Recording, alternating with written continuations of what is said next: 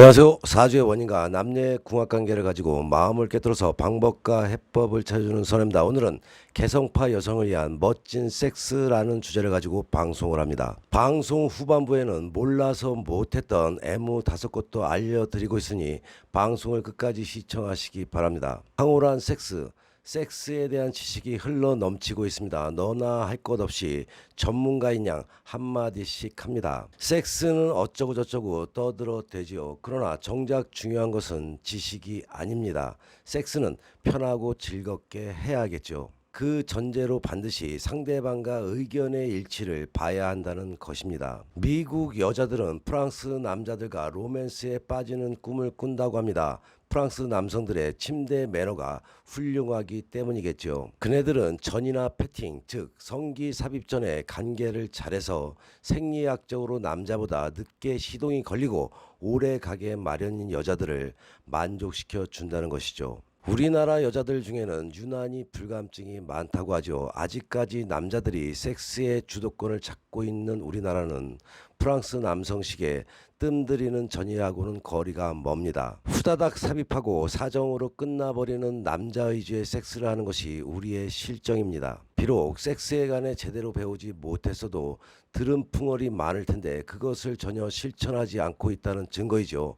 여자들도 마찬가지입니다. 아예 몰라서 그런가 보다 하면 별 문제가 없는데 오르가즘이 이게 아닌데 하는 식으로 알긴 많이 알다 보니 불만이 쌓이고 그러면서도 그런 이야기를 하면 방탕한 여자로 취급받을까봐 제대로 요구하지도 못합니다. 이런 식으로 여러 가지 요인이 복합적으로 작용을 하는 것 같습니다. 무엇보다도 일단 여유를 가지시기 바랍니다. 좀 편안하게 늘어지시기 바랍니다. 그리고 그동안에 배운 지식을 잘 활용해서 멋진 섹스를 해보는 겁니다. 그러면서 또 배우고 연습해야겠죠. 섹스에는 생물학적 측면만이 아니라 사회적인 측면도 있습니다. 섹스도 유행을 탑니다. 그러다 보니 남들이 어떻게 섹스를 하는지 궁금해합니다. 그걸 동조하고 따라하려 하는 모델링 현상을 보이는 거죠. 주위에 쏟아져 나오는 수많은 책과 영화, 비디오 등이 이를 부추기고 있습니다. 그래서인지는 몰라도 젊은 사람치고 성기의 생김새나 기능, 체위, 테크닉 등등에 대해서 웬만한 지식을 다 알고 있습니다. 그런데 너무 많은 모델과 정보가 쏟아지고 있으니 나는 섹스를 어떻게 받아들여야 하나 헷갈리죠. 남들이 하는 대로 해야 하나 그러는 분들에게 이렇게 충고해주고 싶습니다. 우선 알 것은 알아야 한다는 것입니다. 그리고 나서 자기한테 편안한 것, 좋은 것을 하면 됩니다. 학문을 이용한 성교는 깨끗이 씻기만 하면 훌륭한 성적 만족을 얻을 수 있는 방법으로 알려져 있죠. 그러나 나는 찝찝해서 못하겠다 혹은 내 파트너가 죽어도 못하겠다 하면은 그러면은 안 하면 됩니다. 오럴 섹스는 어째 좀 이상한 것 같기도 하고 의생에도 안 좋은 것 같기도 하고 그렇지만 기분은 좋고 해주는 사람도 괜찮다고 하면은 그렇게 하면 됩니다. 지식을 의식하고 누구를 의식할 필요는 없겠죠. 전적으로 섹스에 개입한 당사자들의 문제인 것입니다. 내가 새로운 것을 시도하고 섹스의 개척자가 되고 싶다면은 그렇게 하는 것이 좋겠죠. 섹스를 하는 것이 싫으면 하지 않으면 됩니다. 무엇을 하든 또는 안 하든 내가 진정으로 원하고 좋고 편안한 방법을 택하시기 바랍니다. 이때 중요하고도 당연한 전제 하나는 꼭 기억하고 있어야 합니다. 그것은 바로 상대자와 의견의 합치를 이루어야 한다는 점이겠죠. 섹스는 자기의 표현이면서 상대방과의 대화인 것입니다. 술이 섹스에 도움이 된다는 많은 사람들의 말도 검토해 보시기 바랍니다. 술을 마시면 이성을 다스리는 고의, 중추를 마비시켜 감정을 터뜨리게 합니다. 꾹꾹 눌러왔던 성적 욕망도 거리낌 없이 지속게 됩니다. 실제로 조루증이 있는 사람의 경우에는 자극이 둔감해져서 섹스를 오래 즐길 수가 있게 됩니다. 술을 마시게 되면 보통 때는 어색하고 수치스러워서 못하던 자세와 방법으로 섹스의 감도를 높일 수가 있어서 좋다고 하는 사람도 있습니다. 그러나 술의 양이 늘어나게 되면 고위 중추를 지나 하위 중추까지 마비가 되고 나아가서 신경 조직에까지 손상을 주게 되는 것입니다. 감각이 점점 둔해지다 못해 때문에 나중에는 발기도 되지 않고 전혀 성감도 일어나지 않는 상태로까지 발전하게 됩니다. 그러니 술은 적당히 마셔야지 도움이 되는 것이지 많은 양을 마시는 것은 건강상에도 절대 도움이 되지 않지만 섹스에도 도움이 되지 않는다는 것을 꼭 명심하시기 바랍니다. 섹스에서 가장 중요한 것은 상대와의 친밀한 느낌을 몸으로 전달받는 것입니다. 그것을 약물의 도움으로 아무리 멋지고 근사하게 치러냈다 하더라도 그 후에 밀려드는 공허함은 무엇으로도 채울 수가 없습니다. 사람으로부터 얻지 못한 만족감은 지속될 수가 없겠지요. 관계를 갖기 전에 따뜻한 물로 목욕을 하고 와인이나 맥주 몇 잔 정도의 가벼운 술을 마시는 것은 분위기를 살리는 데 좋습니다. 매끄러운 크림을 이용해서 상대의 몸을 마사지하면서 성감이 높은 곳을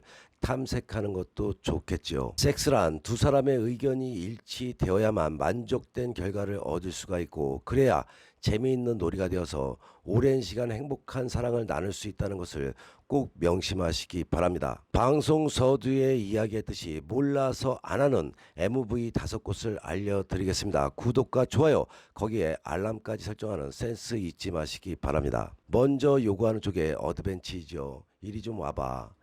MV를 찾기 전에 누가 먼저 요구하느냐에 대해 생각해 보시기 바랍니다. 결혼 전에는 늘 봤던 쪽이었다고 해도 그 스타일을 계속 밀고 나갈 필요는 없습니다. 결혼 후에는 어떤 노선을 선택할지 먼저 고민하시기 바랍니다. 요구하는 쪽이 되겠다고 결심을 했다면 절반은 승리했다고 기대해도 좋습니다. 왜냐하면 신혼에 들인 섹스라이프 습관은 좀처럼 바뀌지 않기 때문이죠. 요구하는 쪽이 되었다면 침실 밖에서도 자신에게 더 당당해지고 자신감 넘치게 생활하는 경향이 높습니다. 상대방의 배려를 넉넉히 누리게 되고 조금 권위적이거나 이기적으로 행동하더라도 용인이 되는 것입니다. 애무의 욕심은 버려야겠죠.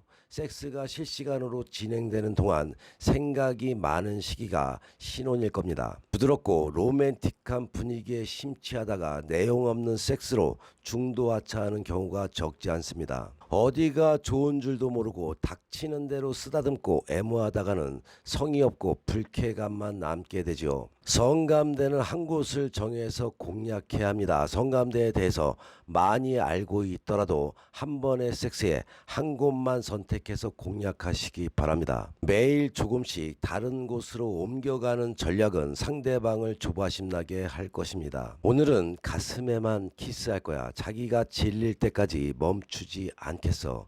만일 그녀의 가슴을 선택했다면 그녀가 싫다고 할 때까지 고집을 부려야겠죠. 어떻게 애무하는 것이 좋은지 말할 때까지 멈추지 않겠다는 협박도 나쁘지 않습니다. 입장을 바꾸어서 요구를 하는 것입니다. 오늘 그녀의 가슴 애무를 마스터하고야 말겠다는 의지가 섰다면 입장을 바꾸어서 요구하시기 바랍니다. 그녀의 손을 똑같이 자신의 가슴으로 옮겨서 애무하도록 유도하는 것이죠. 얼굴을 잡아당겨서 가슴에 문지르는 무례함도 괜찮습니다. 반대로 여성이라면 남편의 손을 자신이 원하는 방향으로 움직여서 애무하게 하는 것이죠. 유두를 만지는 법이나 주무르는 패턴을 남편에게 또는 상대에게 알려주도록 하시기 바랍니다. 이제 상대방은 나의 요구대로 움직이도록 훈련될 것입니다. 집중 공략은 필수이죠. 애무에서 기선제압을 했다면